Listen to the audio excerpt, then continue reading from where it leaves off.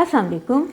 Hope you are doing great and enjoying your day in a vibrant way. This is me, Kuratulan, and you are watching Grammar Insights. In my previous videos, I have discussed about nouns and verbs out of all parts of speech. But in this video, we are going to discuss about the words which are used instead of nouns to avoid the repetition. वो तमाम words जो हमारी speech को, हमारी written language को concise बनाते हैं, हम उन वर्ड्स के बारे में आज डिस्कस करेंगे और वो वर्ड्स क्या कहलाते हैं? Pronouns. So are you ready for it? Let's get started. What are pronouns? Pronouns are the words that are used instead of nouns to avoid repetition. For example, he, she, it, they. वो तमाम words जो हम nouns की जगह इस्तेमाल करते हैं, nouns को की रेपिटिशन को अवॉइड करने के लिए, वो वर्ड्स प्रोनाउंस कहलाते हैं. फॉर इंस्टेंस मैं आमना की जगह उस शी का वर्ड यूज़ करूँगी कि रिपीट ना हो आमना का वर्ड एक पैराग्राफ में या एक सेंटेंस में. बार बार मैं आमना का वर्ड अवॉइड करने के लिए उसकी जगह शी का वर्ड यूज़ करूँगी, तो उस शी को हम क्या कहेंगे कि प्रोनाउन है, राइट? तो he, she, it, they are all pronouns. Let us have a look on types of pronouns. Personal pronouns. These are the most familiar pronouns to you all. और आप इन्हीं pronouns को हम just pronouns समझते हैं. वो कौन से pronouns हैं? Personal pronouns. Personal pronouns में I, we, you, he, she, it, me, us, you, mine, ours, yours, hers, its, theirs, ये सारे pronouns आ जाते हैं. पर्सनल प्रोनाउंस की बेसिकली 3 कैटेगरीज या 3 केसेस हैं, जैसे कि जिनको हम कहते हैं subjective pronouns, objective pronouns and possessive pronouns. Subjective pronouns वो प्रोनाउंस होते हैं जो सब्जेक्ट के बिगिनिंग में सब्जेक्ट की जगह पे स्टार्ट होते हैं, जो सेंटेंस के स्टार्ट में यूज़ होते हैं या सब्जेक्ट की जगह पे यूज़ होते हैं, वो सब्जेक्टिव प्रोनाउंस कहलाते हैं, जो कि हैं I, we, you, he, she, it, they. Objective pronouns वो प्रोनाउंस हैं जो ऑब्जेक्ट की जगह पे यूज़ होते हैं, सेंटेंस के एंड पे जहाँ पे ऑब्जेक्ट होता है उसकी जगह पे जो प्रोनाउंस यूज़ होंगे वो ऑब्जेक्टिव प्रोनाउंस होंगे, which are me, us, you, him, her, it, them. Now what are possessive pronouns? Possessive pronouns are those pronouns which show the possession, जो किसी मलकियत को शो करते हैं, जैसे कि this board is mine, that class is yours, that bicycle is hers, right? ये भी यूजुअली एंड पे ही आते हैं, तो ये पोजेशन को शो करते हैं. ये हमने 3 केसेस डिस्कस कर लिए पर्सनल प्रोनाउंस के. पर्सनल प्रोनाउंस में फर्स्ट पर्सन प्रोनाउन भी आते हैं, second person and third person pronoun. First person pronoun singular कौन सा होता है? आई. फर्स्ट पर्सन प्रोनाउन वो हो स्पीकर को कहते हैं, द वन हु स्पीक्स, उसको हम फर्स्ट पर्सन प्रोनाउन कहेंगे. सिंगुलर में आई यूजुअली स्पीक, राइट? और प्लूरल में वी जो है वो फर्स्ट पर्सन प्रोनाउन है. Similarly second person pronoun, to whom we are talking, to whom we are speaking, to whom we are addressing, वो second person pronoun होगा और वो यूजुअली यू होता है, सिंगुलर में भी और प्लूरल में भी. हम प्लूरल में मेजॉरिटी को भी हम यू से ही एड्रेस करते हैं. सिमिलरली थर्ड पर्सन प्रोनाउन जो है सिंगुलर में वो होते हैं जिनके बारे में बात की जा रही है, right? Singular third person pronoun he, she, it होंगे और प्लूरल थर्ड पर्सन प्रोनाउन दे होंगे, राइट? यानी दे प्लूरल में थर्ड पर्सन प्रोनाउन में आएगा. इसी तरह इनके ऑब्जेक्टिव भी हम बना सकते हैं, पोजेसिव भी हम डिस्कस कर सकते हैं. So these were personal pronouns, the most used pronouns, right? Next type is reflexive pronouns. Now reflexive pronouns are those pronouns which reflect back to the subject, right?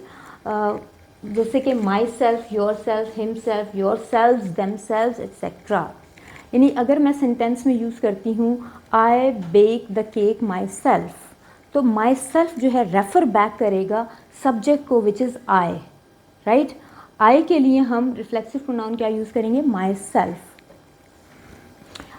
Similarly, if I say she drives the car herself, she के लिए हम reflexive pronoun क्या use करेंगे? herself, right? she के लिए usually objective pronoun her होता है, उसके साथ हमने सेल्फ को ऐड कर देना है, तो वो herself जो है वो रिफ्लेक्सिव प्रोनाउन बन जाएगा.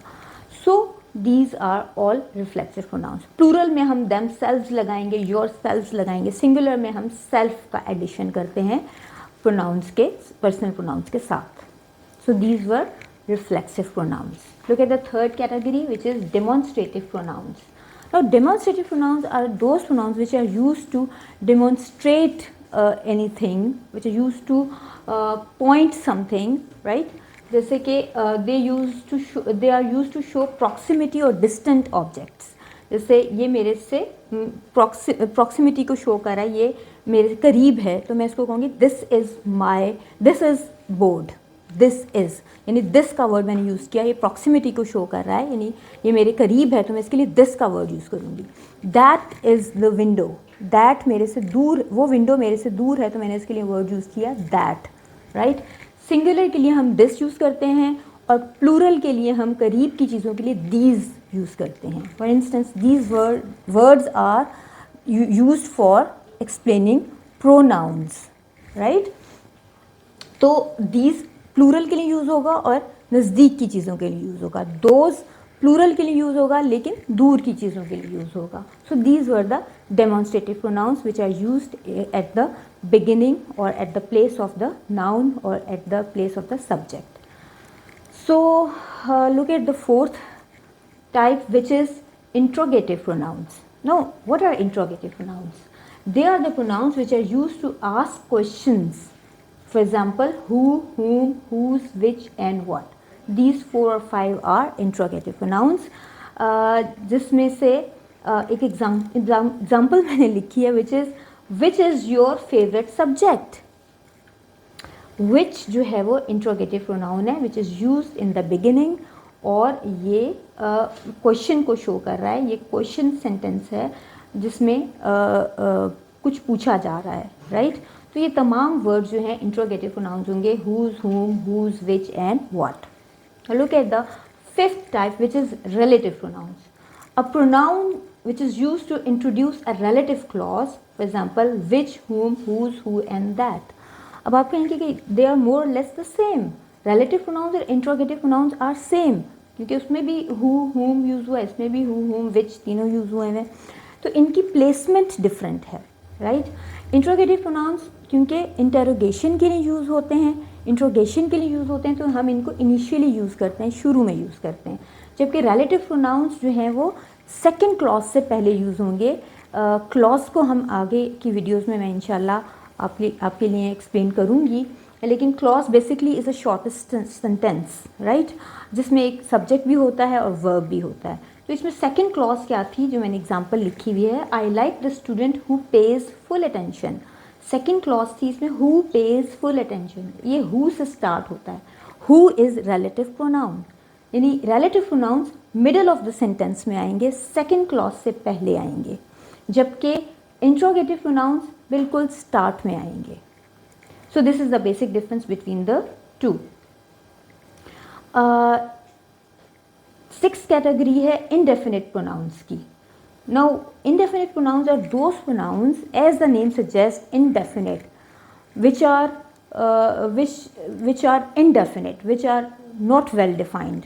ठीक है, जिनके बारे में हमें आगाही नहीं है कि वो कौन से हैं, वो उनमें कौन कौन आता है. For instance, some, few, anyone, someone, anybody. some में हमें नहीं पता कि किस किस की बात हो रही है. few में we are unaware कौन कौन included है. similarly anyone, someone, anybody, somebody, no one, nobody. इस तरह के जितने भी pronouns होंगे they are called as indefinite pronouns. So आज हमने pronouns की definition को देखा, उसके अलावा types of pronouns को देखा. So this is all for today. I hope you like my video. Do not forget to subscribe my channel. Also press the bell icon. Have a wonderful day. Allah Hafiz.